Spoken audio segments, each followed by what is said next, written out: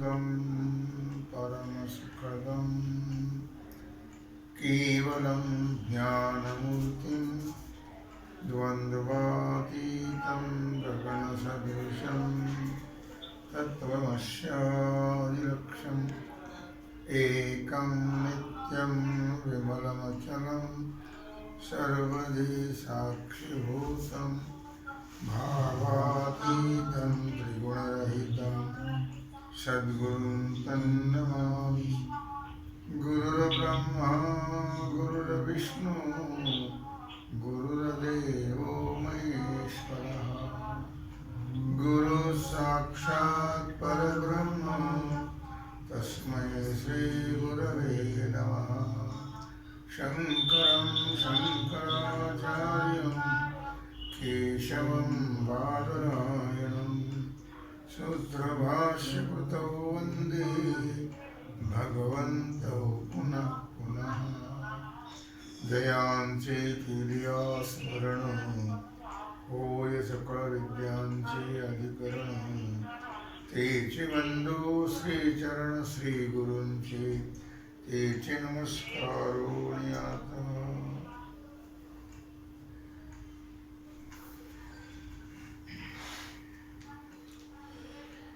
विचार सागर रहस्य तरंग दुसरा पाठ क्रमांक 3 हेडिंग नंबर 2। आपण ही परंपरा पाहिली। संसार दुःखाला कारण शरीर,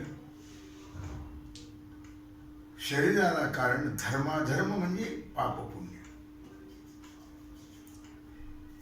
धर्माधर्माला कारण राग द्वेष, राग द्वेषाला कारण अनुकूल प्रतिकूल ज्ञान, अनुकूल प्रतिकूल ज्ञानाला कारण भेद ज्ञान आणि भेद ज्ञानाला कारण आत्मस्वरूपाचं म्हणजे स्वस्वरूपाचं किंवा ब्रह्मस्वरूपाचं अज्ञान। अशा प्रकारे ही जी परंपरा दाखवलेली आहे ती या संसारामध्ये या परंपरेनं जीवमात्राला जी सर्व दुःख प्रतीत होतं त्याचं मूळ कारण जर काही असेल तर आत्मस्वरूपाचे अज्ञान असं सिद्ध होतं।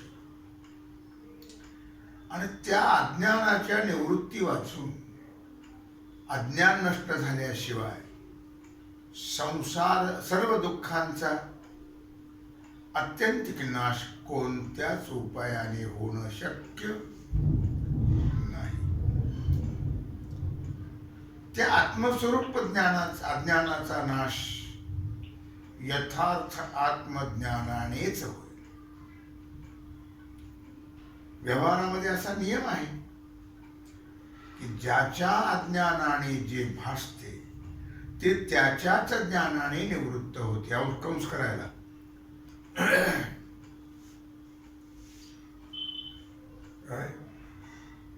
ज्याप्रमाणे दोरीच्या अज्ञानाने भासलेला सर्प तो दोरीच्या ज्ञानाने निवृत्त होतो, अन्य कोणत्याही उपायाने निवृत्त होत नाही। त्याचप्रमाणे आत्मस्वरूपाच्या अज्ञानाने आत्म्याच्या ठिकाणी भासणारी सर्व दुःख, लक्षात घ्या, भासणारी सर्व दुःख यथार्थ आत्मस्वरूप ज्ञानानेच मूळ अज्ञान निवृत्तीच्या द्वारा, मूळ अज्ञान आहे त्याला कारण, त्या मूळ अज्ञान निवृत्तीच्या द्वारा निवृत्त होतील, नष्ट होतील। आणि दुःख संबंध रहित नित्यानंद स्वरूप जे ब्रह्म त्याची प्रतीती किंवा प्राप्ती होईल. आत्माच ब्रह्मस्वरूप आहे. मी तो सोये परब्रह्म, असा आहे वेदांताचा सिद्धांत. आणि याची सिद्धी पुढं होणारच आहे. एकंदर विचारावरून हे निश्चित झालं की दुःख निवृत्ती आणि परमानंद प्राप्ती याला कारण आहे आत्मा स्वरूपाचं अज्ञान, आणि त्याची निवृत्ती आत्मस्वरूपाच्या यथार्थ ज्ञानानेच होते. लक्षामध्ये संसार सर्व दुःखाला कारण काय? आत्मस्वरूपाचं अज्ञान आहे. आणि दुःख निवृत्ती परमानंद प्राप्तीला कारण आत्मस्वरूपाचं ज्ञान आहे, तेही यथार्थ ज्ञान, अपरोक्ष प्रत्यक्ष ज्ञान. आणि म्हणून आत्मज्ञान प्राप्त करून घेण्यातच खरा पुरुषार्थ आहे. असा ज्याला उत्तम विवेक आहे आणि त्याकरता जो साधनामध्ये प्रवृत्त झालेला आहे, त्याचं नाव आहे जिज्ञासू. त्याला काय म्हणतात? जिज्ञासू. आता मुक्त, चौथा कोण आहे? मुक्त. स्थूल, सूक्ष्म आणि कारण शरीराहून भिन्न जे आत्मस्वरूप, त्याचं ब्रह्मस्वरूपाने किंवा ब्रह्मरूपाने संशयरहित प्रत्यक्ष ज्ञान ज्याला असतं त्याला मुक्त म्हणतात. त्याला काय म्हणतात? मुक्त. या प्रकारे पुरुषाचे 4 प्रकार होतात. कळले? पामर, विषयी, जिज्ञासू आणि मुक्त. त्यापैकी पामर आणि विषयी यांना जरी विचारदृष्ट्या मोक्ष सुखाची इच्छा आहे, तरी ते विषय सुखामध्ये निमग्न असल्यामुळे त्यांना परमसुखाच्या ज्ञानाची कल्पनाच नाही. म्हणून परमसौख्य प्राप्तीची साधने मेन आहेत सत्संग आणि सत्शास्त्र श्रवण. सत्संग आणि सत्शास्त्र श्रवण यामध्ये यांची प्रवृत्ती होत नाही. कोणाची? पामरविषयी. आता दुःख निवृत्ती करताही त्यांची शास्त्र श्रवणामध्ये प्रवृत्ती होत नाही.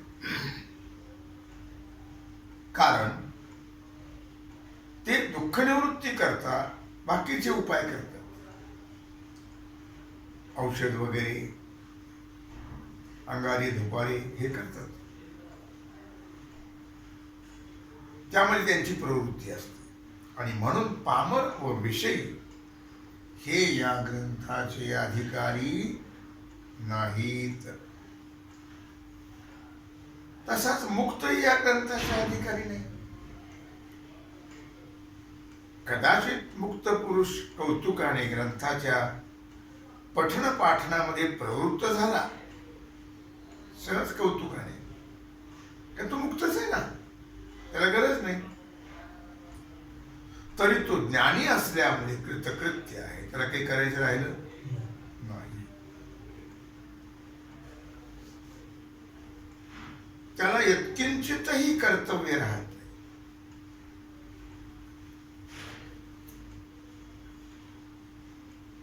व शास्त्र त्याला कुठल्याही प्रकारच्या कर्तव्याचं विधान करत नाही.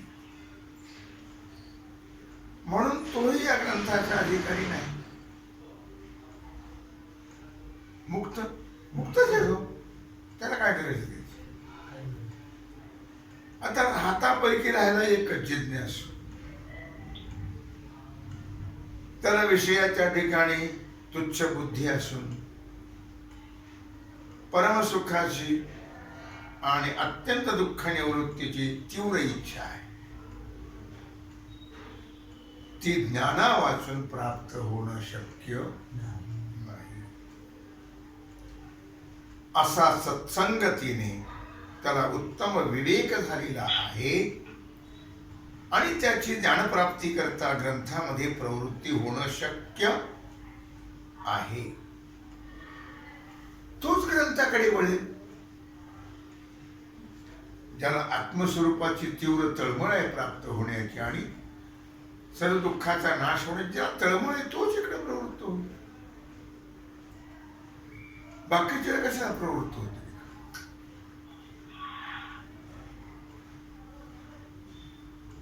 त्याची ज्ञानप्राप्ती करता ग्रंथामध्ये प्रवृत्ती होणं शक्य आहे.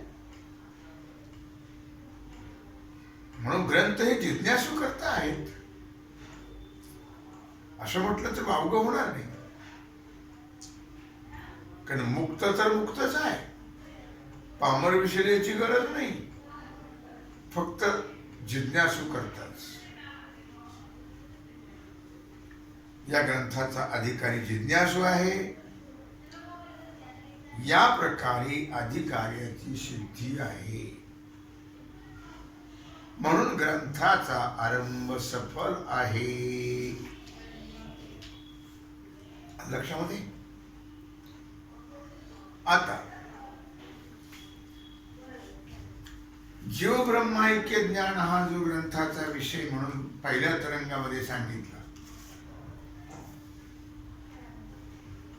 त्या संबंधी पूर्व पक्षाचं म्हणणं आपण प्रथम सांगून नंतर सिद्धांत पक्ष सांगूया.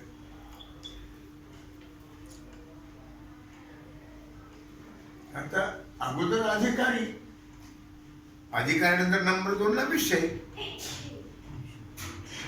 पूर्व पक्षाच्या मताने विषयाचं खंडन. जीव ब्रह्माची एकता हा या ग्रंथाचा काय आहे? विषय आहे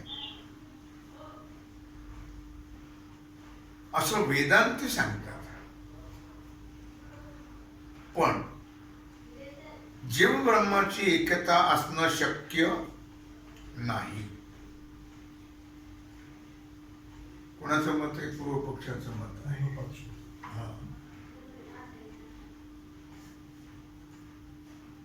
लक्षामध्ये कारण जीवाच्या आणि ब्रह्माच्या स्वरूपामध्ये अत्यंत विरुद्धता आहे. ती अशी की जी जीवाचे धर्मात पतंजली मताप्रमाणे अविद्या, अस्मिता, राग, द्वेष, अभिनिवेश हे 5 क्लेश आहेत. म्हणजेच हे 5 प्रकारचे दुःख आहेत. या क्लेशांचं लक्षण भगवान पतंजलीनं योग सूत्रात सांगितलेलं आहे. अविद्या. अविद्या म्हणजे काय? अनित्य, मलिन आणि दुःखरूप अनात्म पदार्थांच्या ठिकाणी नित्य, शुद्ध आणि सुखरूप मानणं. आम्ही नित्याला अनित्याला नित्य म्हणतो. काय नित्य अनित्य सर्व हे त्याला नित्य मानलंय की नाही? हे अशुद्ध आहे, शुद्ध मानतो आम्ही त्याला. आणि जे दुःखरूप आहे त्याला सुख मानतो आम्ही. आणि त्याच्या मागे पळत राहतो. दुःखाच्या मागे जर पळत राहिलं तर सुख मिळेल का? नाही मिळेल. म्हणजेच पदार्थाच्या या विपरीत ज्ञानाला अविद्या नाव आहे. काय म्हणतात? अविद्या. नंबर 2 अस्मिता. आत्मा आणि बुद्धी ही खरे तर एक वेगळे वेगळे आहेत. आत्मा वेगळा आहे, बुद्धी वेगळी आहे. आत्मा आत्माच आहे, फक्त बुद्धी सूक्ष्म स्वरूपांतर्गत आहे. आणि सूक्ष्म स्वरूप तर मिथ्या आहे, सूक्ष्माधिक. तेव्हा आत्मा आणि बुद्धी ही भिन्न आहे, वेगळी असताना एकच समजणं याला म्हणतात अस्मिता. राग अनुकूल ज्ञानापासून उत्पन्न होणारी जी प्रीती तिला राग म्हणतात. संस्कृत मध्ये प्रेमाला राग म्हटलेला आहे.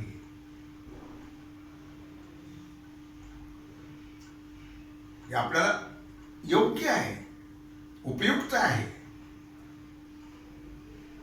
अशा ज्ञानापासून होणारी जी प्रेम तिला राग असं म्हणतात. हवं हवं वाटतं. द्वेष प्रतिकूल ज्ञानापासून उत्पन्न होणाऱ्या क्रोधाला द्वेष म्हणतात. आपल्याला विरुद्ध जे आपले आहे ते जर आपल्याला मिळालं तर राग येतो माणसाला, त्याला क्रोध म्हणतात. अभिनिवेश मरणाच्या भीतीला किंवा भयाला अभिनिवेश म्हणतात. याप्रमाणे जीवाच्या ठिकाणी एक पाच काय आहेत? क्लेश आहेत, दुःख आहेत, 5 प्रकारचे. जीव हा परिच्छिन्न आहे, म्हणजे मर्यादित आहे. 3.5 हात. किती आहे? औट हात म्हणतात. औट हात म्हणजे औट किती? 1 औट, औट, 2 औट, 7, 3 औट, 10.5, 4 औट, 14 अशी औटकी होती पूर्वी आम्हाला. पाऊटकी, पावकी, निमकी, दीडकी, उजळणी. औट म्हणजे प्रत्येकाच्या हाताने प्रत्येकाचा देह 3.5 हातच आहे. किती उंच असेल, किती खुला असू दे, व ते अनंत आहे. कारण जितकी शरीर आहे तितके जीव आहेत, नाही का? जेवढी शरीर आहे तेवढे जीव आहेत. सर्व शरीराच्या ठिकाणी एकच जीव आहे असं मानलं तर मग एका शरीराच्या ठिकाणी एका जीवाला होणारी सुख दुःख सर्व शरीराच्या ठिकाणी असणाऱ्या जीवाला होतील. कळले पाहिजे, झाले पाहिजे. कारण सर्व शरीरांच्या ठिकाणी जीव एकच असं जर म्हणलं, परंतु एका जीवाचं सुख दुःख सर्वांना होत असल्याचा अनुभव मात्र नाही. यावरून प्रत्येक शरीराच्या ठिकाणी जीव वेगळे वेगळे आहेत, एक नाही. लक्षामध्ये. आणि म्हणूनच नाना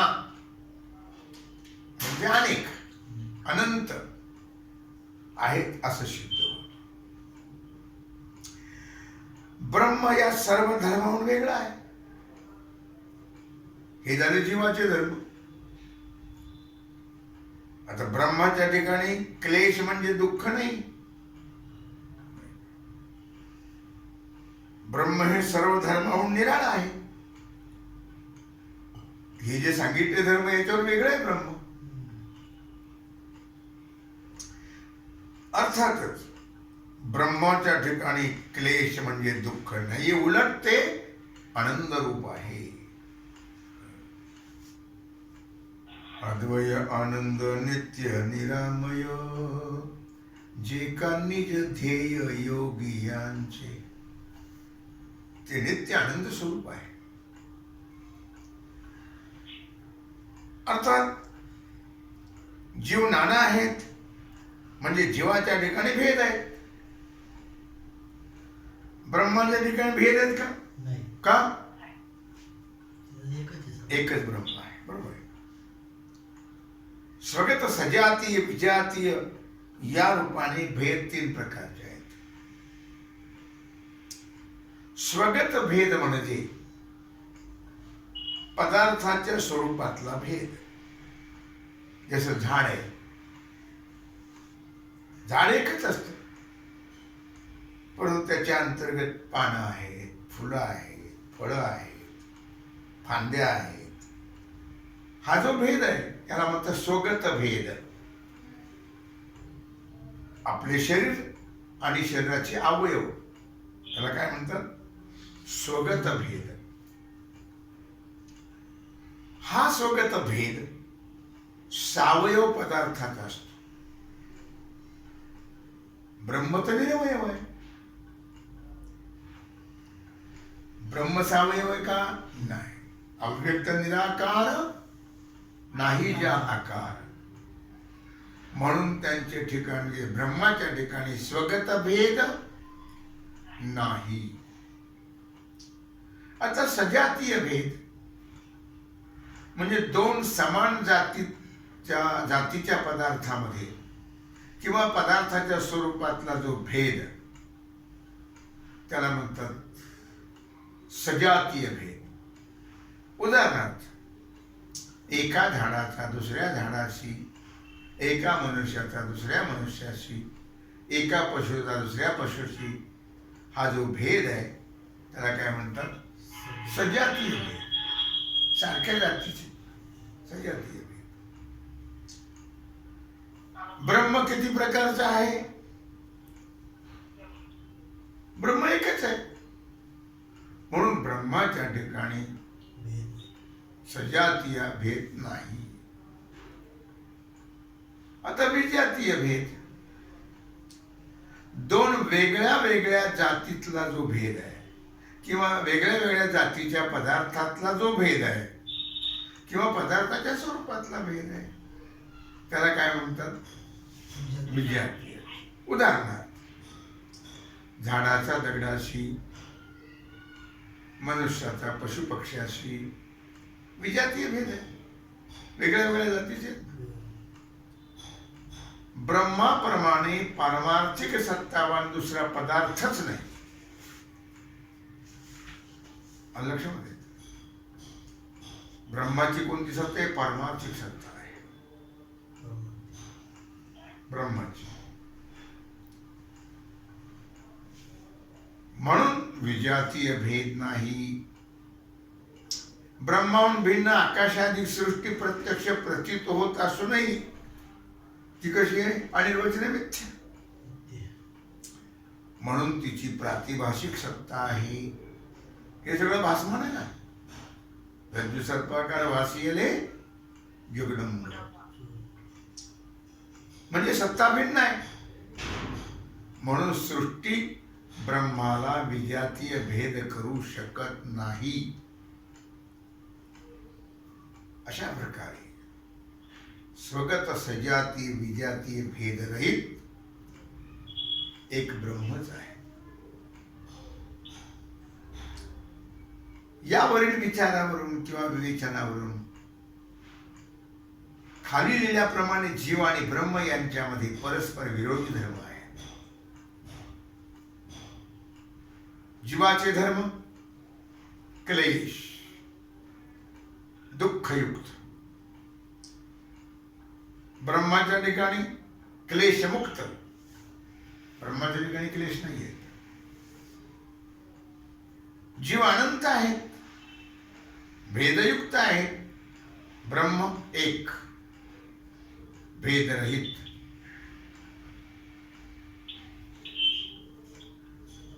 जीव कसे परिच्छिन्न वेगळे वेगळे आहे आणि ब्रह्म व्यापक आहे. हरी हा व्यापक सर्वगत, हा तो मुख्यत्वे सिद्धांत. ब्रह्म कसे व्यापक आहे.